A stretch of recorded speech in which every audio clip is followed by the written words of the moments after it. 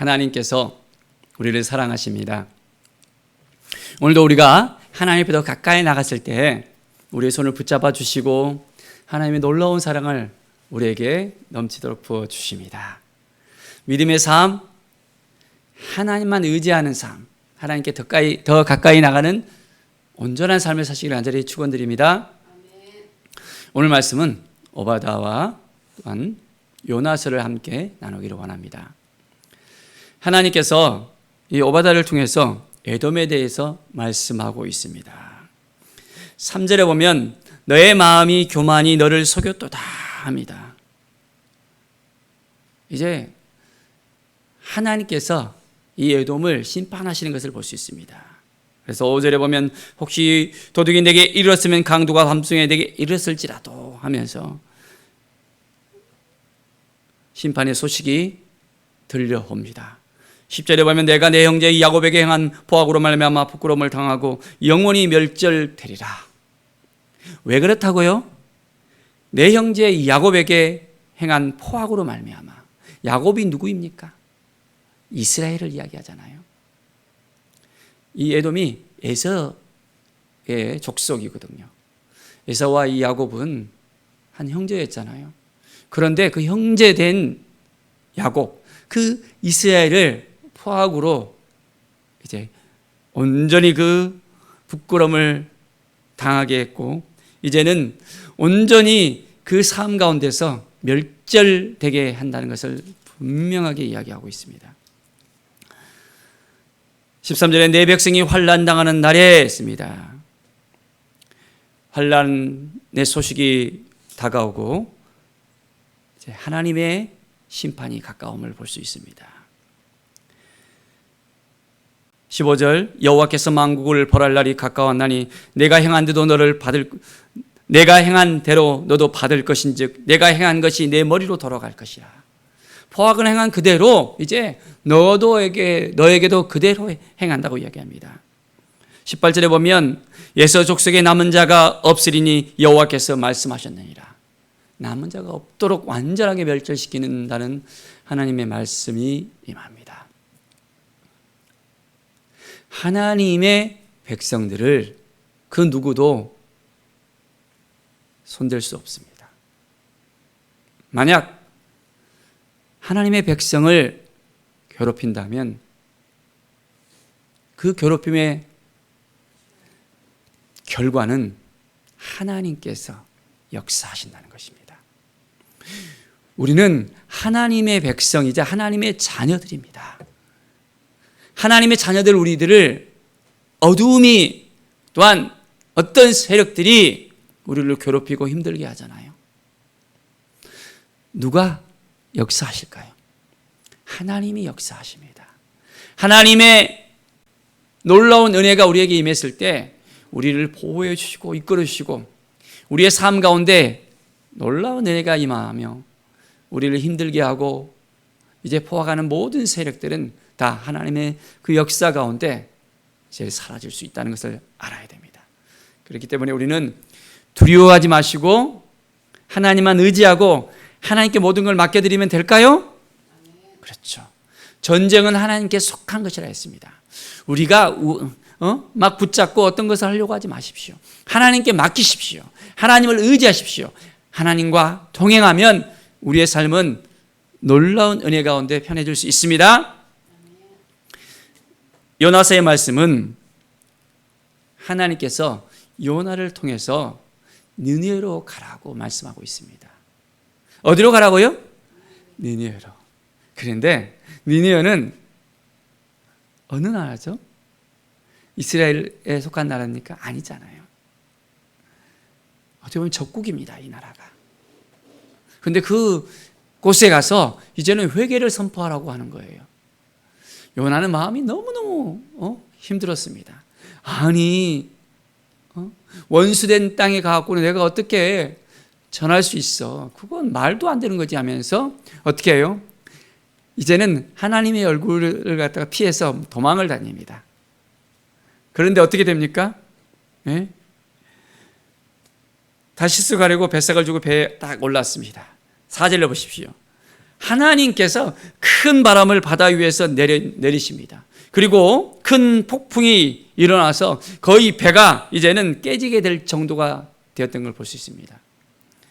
그래서 사공들이 두려워했습니다. 자기의 신들을 부르면서 배를 가볍게 하라고 물건들을 바다에 던지면서 왜 이런 일이 일어났는가 보니까 요나가 배 밑층에 내려가서 누워 깊이 잠든 것을 보았습니다.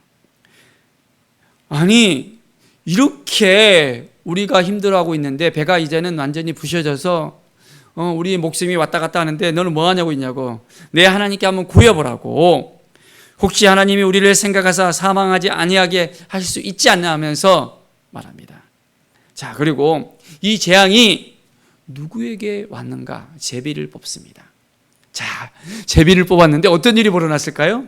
그 원인이 요나에게 있다는 것을 다 제비를 뽑고 결정이 되었습니다. 자, 어떻게 됐을까요? 자기가 여호와의 얼굴을 피함인 줄로 이제 그 이야기를 갖다가 그대로 이야기를 합니다. 그리고 이제는 요나를 바다에 이제는 던집니다.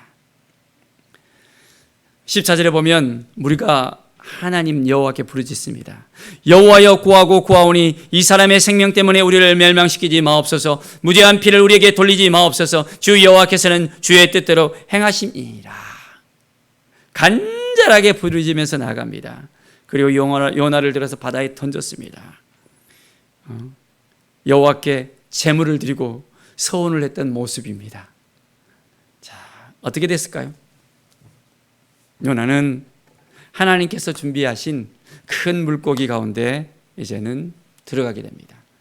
물고기가 요나를 삼켜버립니다. 일반적인 상식으로 이 물고기 가운데 들어가면 어떻게 보면 다 녹을 수도 있습니다. 그런데 요나는 그 가운데서 죽지 않고 이제 뱃속에서 하나님께 기도를 합니다. 2절에 보면 내가 받는 고난으로 말미암아 여호와께 불러 아뢰었더니 주께서 내게 대답하셨고 내가 수월의 뱃속에서 부르짖더니 주께서 내 음성을 들으셨나이다. 자, 어떻게 됐습니까? 하나님께서 이 요나를 다시 살려주시고 이제는 물고기에서 다시 나오게 했습니다. 9절에 보면 나는 감사하는 목소리로 주께 제사를 드리며 나의 서원을 주께 갚겠나이다. 구원은 여호와께 속하였나이다. 구원은 누구에게 속해 있다고요? 여호와 하나님께 속해 있다는 것입니다. 하나님께 모든 걸 맡겨드리고 하나님을 바라보면 우리의 삶의 생명이 새롭게 허락되어집니다. 날마다 하나님께 나아갑시다. 그러면 하나님이 도와주십니다. 이제 하나님께서 다시 요나에게 느니오로 가라고 이야기합니다. 자, 그래서 가서 이제는 내가 명한 바를 선포하라고 이야기합니다.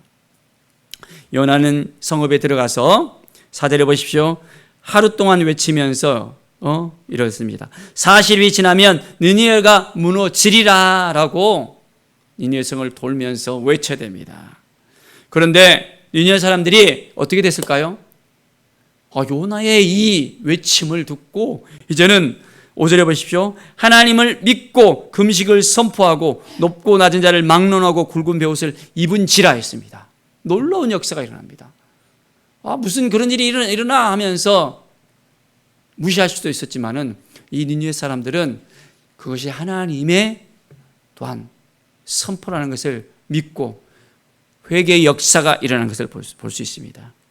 자, 그 소식이 왕에게 들리니까 이제 왕이 완전히 왕복을 벗고 굵은 베옷을 입고 제위에 앉아서 또한 조서를 내리면서 전 나라에다가 이제 선포하는 것을 볼 수 있습니다. 그래서 이제는 사람뿐만 아니라 짐승까지도 이제는 아무것도 먹지 말고 물도 마시지 말고 이제는 회개하라고. 악한 길과 손으로 행한 강포에서 떠날지어다 하면서 회개의 역사가 일어나는 걸 볼 수 있습니다. 9절에 보면 하나님이 뜻을 돌이키시사 그 진노를 그치사 우리를 멸망하지 않게 하시리라. 하나님께 온전하게 나아가는 이방 왕과 그 백성들을 볼 수 있습니다. 하나님을 의지하고 하나님을 바라보고 하나님께 나아가면 어떤 일이 일어날까요? 자, 하나님께서 니느웨를 회복시키십니다. 우리도 하나님께 온전하게 회개하고 부리짓고 온전하게 나가면 하나님이 용서해 주십니다. 하나하나 모든 쓴뿌리들을 다 제거합시다. 하나님을 바라봅시다. 하나님의 뜻을 구합시다. 하나님의 영광을 향해서 나아갑시다. 요나가 그걸 보고 너무 싫었습니다. 아니, 이런 일이 있을 수가 하면서 그냥 하는 신용으로 선포하게 했는데 그 일들이 완전히 금식기의 역사가 일어나고 회개의 역사가 일어나면서 완전히 발칵 뒤집어졌잖아요. 이제는 요나가 너무너무 화가 났습니다. 3절을 보십시오. 4장 3절. 여호와여 원하건대 이제 내 생명을 거두어 가소서. 사는 것보다 죽는 것이 내게 나음이니이다. 속상해요 하면서 하나님께 나아가는 거예요. 하나님께서는 너가 성내는 것이 옳으냐라고 이야기합니다. 참으로 요나는 그것을 여전히 깨닫지 못합니다. 하나님께서 요나에게 박농꾼을 예비해서 그 중동의 뜨거운 떼약볕을 갖다가 이제는 가려주셨습니다. 햇빛을 받으면 너무너무 뜨거워서 고통스럽게 될 정도로 힘들 수 있습니다. 그런데 그 박농꾼 때문에 요나가 아주 쉼을 얻을 수가 있었습니다. 그런데 실제로 보니까 벌레가 그 박농꾼을 갉아버리는 거예요. 그러니까 어떻게 해요? 뜨거운 동풍이 이제 임했습니다. 8절로 보십시오. 해가 뜰 때 하나님이 뜨거운 동풍을 예비했다 했습니다. 요나의 머리에 쪼임에 요나가 혼미하여 스스로 죽기를 구하여 사는 것보다 죽는 것이 내게 나으니라. 이제는 화가 나서 니느웨가 다시 회개하니까 화가 난 게 아니라 너무나도 이제는 그 뜨거운 햇빛 때문에 도저히 고통스러워서 힘들다고 이제 내가 죽는 게 낫겠다는 겁니다. 자, 9절을 보십시오. 하나님께서 요나에게 이 박농꾼로 말미암아 성낸 것이 어찌 옳으냐? 내가 성내어 죽기까지 할지라도 옳으나이까? 여호와께서 이야기합니다. 내가 수고도 아니하였고 재배도 아니하였고 하룻밤에 났다가 하룻밤에 말라버린 이 박농꾼을 아꼈는데, 자 11절을 보십시오. 이 큰 성읍 니느웨는 좌우를 분별하지 못하는 자가 12만 명이요 가족도 많이 있나니 내가 어찌 아끼지 아니하겠느냐. 하나님께서 이 니느웨 땅을 아끼셨다는 것입니다. 너가 이 박농꾼을 갖다가 하루 만에 있다가 없어진 이 박농꾼을 아꼈는데 내가 저 많은 사람들을 갖다가 아꼈는데 그것이 잘못됐느냐 하면서 요나를 책망하는 것을 볼 수 있습니다.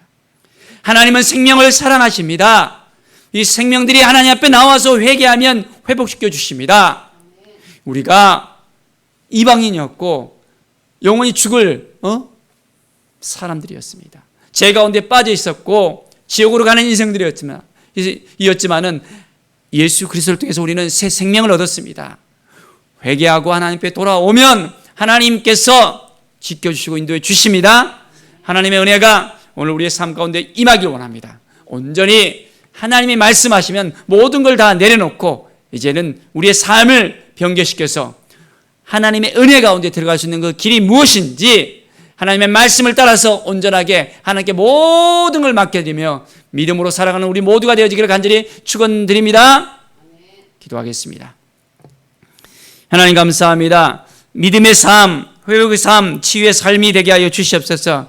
너무나도 부족하고 연약합니다. 하나님이 도와주시지 않으면, 하나님이 함께해 주시지 않으면 우리가 아무것도 할 수 없음을 주 앞에 고백합니다. 성령 하나님 도와주시고 함께해 주시고 인도하여 주시옵소서. 주님의 뜻이 우리 가운데 넘쳐흐르게 하여 주시옵소서. 성령의 기름 부음이, 성령의 역사하심이 우리 가운데 넘쳐흐르게 하여 주시옵소서. 말씀 앞에 쓸 수 있도록 도와주시고 주님의 은혜 앞에 쓸 수 있도록 인도하여 주시옵소서. 성령이여 모든 걸 하나님께 맡겨드리며 주님의 뜻 가운데 우리가 살아가게 도와주시옵소서. 우리를 변화시키시고 우리를 회복시키시고 우리를 인도하시는 주님을 높여드리며 찬양드립니다. 감사드리며 예수 그리스도의 이름으로 기도드립니다.